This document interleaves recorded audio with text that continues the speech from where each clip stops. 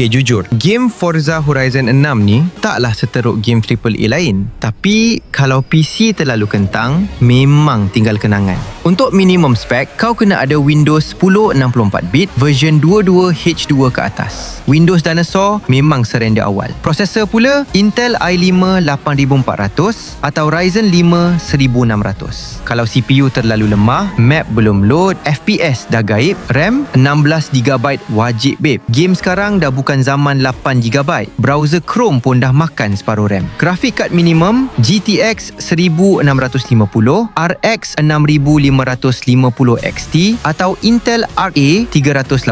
Tapi part paling sakit storage dia 167GB. Besar gila. Sekali install terus drive merah menyala. Dan yes, SSD required. HDD lama tu boleh simpan kenangan je sekarang. Tapi kalau spek kau ngam ni, memang dah boleh drift satu map tanpa nangis. Korang punya PC lepas tak drop spek bawah?